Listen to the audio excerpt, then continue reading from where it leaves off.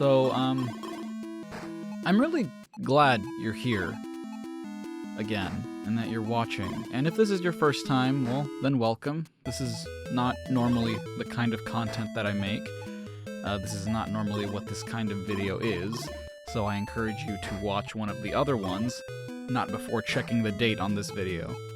This was originally going to be a very different kind of video. This video was almost scrapped, because I wanted to vent my frustrations with how my time on this platform has evolved, and especially because through this kind of video I hardly ever get to show you guys my genuine self. When I originally recorded the video, I felt very angry and very upset, and I typed out this entire script detailing what I was feeling and what I wanted to say to you guys in regards to that. And it wasn't anything against you guys, it wasn't anything against anybody, but as I was editing it, I realized how self-pitiable it seemed and how whiny it seemed, and while at the time those feelings were genuine, and they still were genuine, I realized that I wasn't feeling that way anymore, and that the lump in my throat that I'd felt, this pressure on my chest, I'd been feeling it for about a week. I think it was just because I hadn't had the opportunity to really vent those frustrations, because I couldn't recognize properly what was bothering me, and I knew that that was something that was on my mind, and if I could do something to get that out that was still work-related, I wanted to take that opportunity to. And a lot of it has to do with my recent failures, or my recent shortcomings creatively. I've been watching or listening to a lot of creators while I work or in my off time that talk about things that are of great interest to me when it comes to storytelling, when it comes to game development, because I think that I'm increasingly finding out that's where my passions lie. And the fact that, you know, a passion project that I've been working on for 10 years has reached a stage where it's no longer being actively developed on, and I'm watching other people succeed where I feel like I have been forced to take a break, and in a way I sort of maybe foolishly see that as failing. You know, I feel frustrated, and especially because, like, these Everything Wrong Withs are so problematic in a lot of ways, because while I enjoy making them for the most part, they can also garner a lot of negativity, and I feel like that's been less of an issue in recent years, but it can still sometimes be a problem, and my biggest issue with it doesn't even come in the form of people who don't understand what it is I'm doing, but in two forms. One is the way that I feel not very respected, and two, that I don't feel like I have a sense of community. And those sort of go hand in hand. Like, I don't feel respected by peers in my community. You know, I have my Minus World friends, and I know that they care about me, and I know that they do respect my work, but I feel like they wouldn't really know who I was if it wasn't for, you know, the people who introduced me to them. I don't like that a lot of the very positive experiences that I've had throughout my life, career-wise, have been the product of not my own accomplishments or, like, what I have done in this career, but rather who I know. And that's definitely something that's frustrating. And there's an argument to be made that the only reason I even know these people is through my accomplishments as a creator, but there's always those bitter memories that you try to get rid of, or that you try to not think about, where you've had to sort of explain to people what it is you do because they've never heard of you before. And it's not really a clout thing, it's not like it's not an attention thing for me, it's more so I never wanted to do this professionally, and in the original recording I sort of started out with that. Like, my ambition was always that I wanted to be an animator, and I couldn't because it was just too expensive for my family, and finding a scholarship was just very awkward because of my nationality situation. And there was just a lot of factors that we didn't know how to go about because of, I lived most of my life in another country and I was trying to study in another one. And there was just a lot that we didn't know about that we could not get information on. And my situation was very unique. So they couldn't really help us out either. And that was the one thing I wanted to do for myself. And I couldn't do it. And I tried to find a job that fulfilled me because I wasn't very happy with my life at the time. And I wanted to do something that made me happy. And I couldn't find that. And fortunately, my channel was sort of found by a network that was in most likelihood scouring different channels that were labeled under the animation tag and scouting them out. And so I joined them, and I was so frustrated because like I said, I never wanted to do YouTube as a thing, but my ambitions on this platform started because as a kid, I see these Sonic fan animations and I think that it's so cool and that I want to make stuff like that. Not as a YouTuber, but, as a professional animator, even though I'm not really someone who has the patience for that, unfortunately. I think I thought very highly of myself, when I didn't really have anything to back that up. And at some point I got really frustrated that my content wasn't really doing that well, and that my stuff wasn't being shown to as many people as I wanted it to be. And that was always the point of my content, was I didn't care about what people thought about me. I wanted people to see my work. If people liked my videos, if people liked my animations, stuff that I made with my friends, that was what was important to me.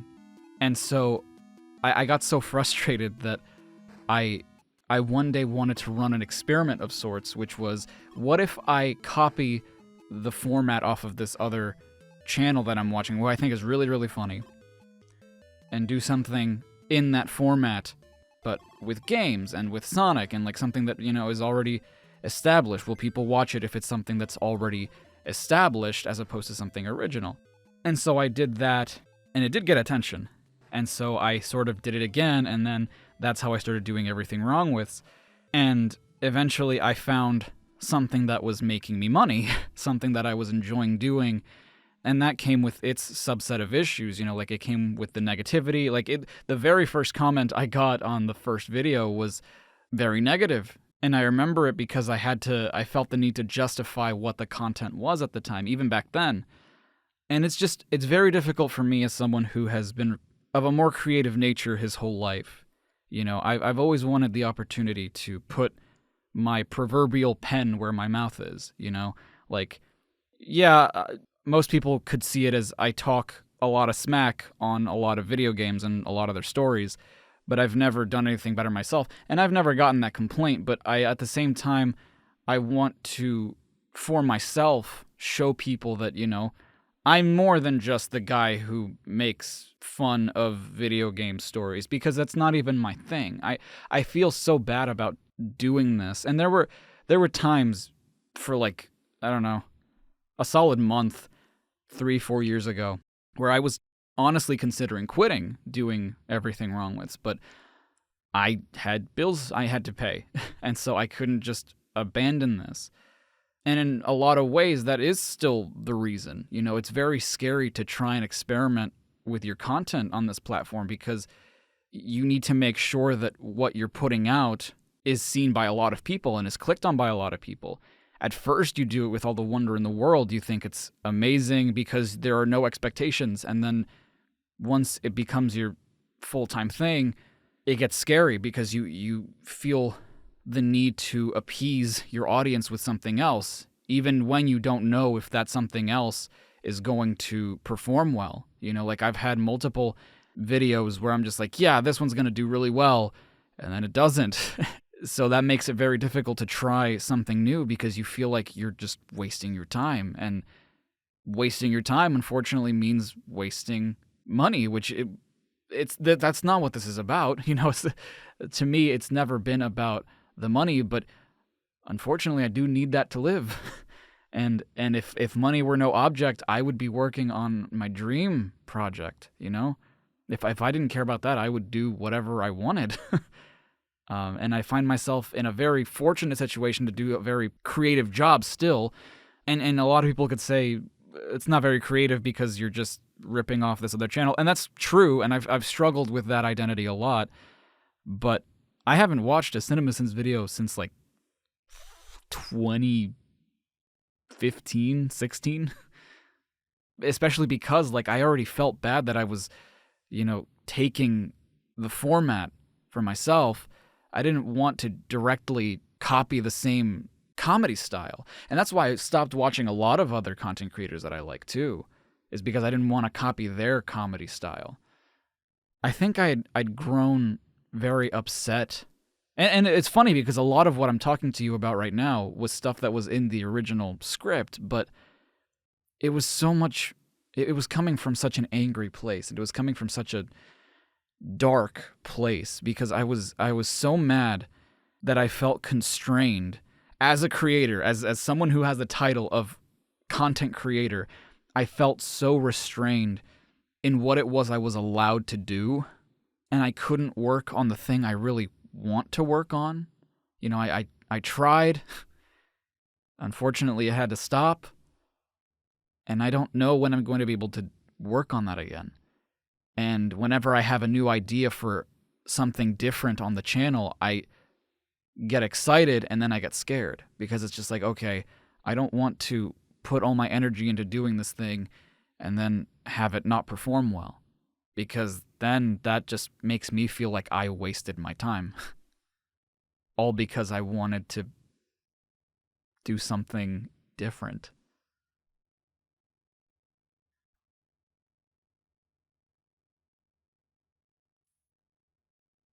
I always liked drawing,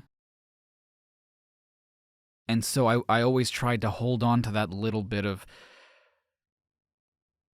you know, the artist in me, whatever I had left, and that's why, you know, every thumbnail is hand-drawn. I could easily go to Google, find a render, you know, and slap that on together, but I don't want to stop being an artist. Remember when I had the animated Endslates for the longest time? I eventually had to stop doing those because it just took too much time. And that's why I still have, like, the animated avatar at the end of the videos, is because I don't want to let go of what little artistic merit I can show off left. And all that at the cost of just not feeling like I belong anywhere. Like, yeah, I'm a gaming channel, but am I not, like, what do I belong to? I'm done with Sonic content. Am I a Sonic tuber? I don't know. The one time I ever felt like I was seen as a part of a community was at the beginning of the pandemic. I was contacted to potentially make content for the official Sonic the Hedgehog YouTube channel. And they eventually went in a different direction, and good for them, because that channel is doing really, really well. But it was the first time that I ever felt like, wow, I've made an impact on a community. And beyond that, I haven't really felt that. I feel like I don't belong. Which sucks, because I really wonder if all this has been worth it. And obviously it has. You know, I've met amazing people through it. People who have impacted my life in such positive ways. And I'll never regret it. I'm just wondering if what I'm doing is meaningful to anybody. Because I want to have that impact. I want to have something to say. I want to make something that can bring people together. I think that's what I found out, is that that's where I take the most pride. in my work is when it's able to bring people together. I think one of the things that has bothered me the most is that I never felt like I ever wanted to be divorced from myself, if that makes sense. I never wanted to put on a character. I never wanted to be someone that I wasn't in my videos. And I think eventually Char-I-5 became somewhat of a character. And I never wanted that. Whenever I said, hey everyone, Char-I-5 here, that was supposed to be me, you know? I was supposed to be Char-I-5. And over the years I think about it and it's like I've hardly ever gotten the chance to show you guys. It feels like people don't care about that, and much less do they care about Naum Luna. And I'll be alright.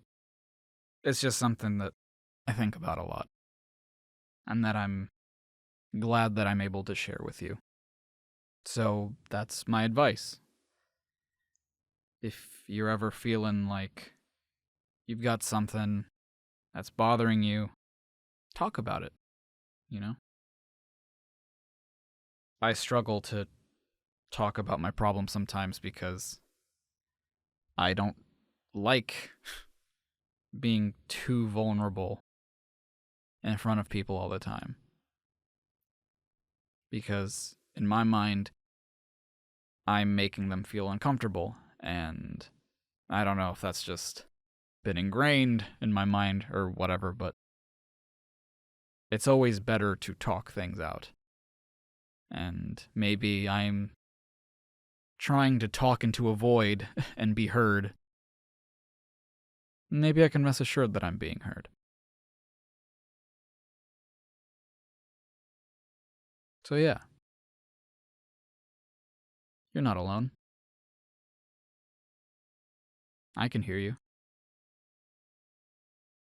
Oh, yeah, scene does not contain a lap dance.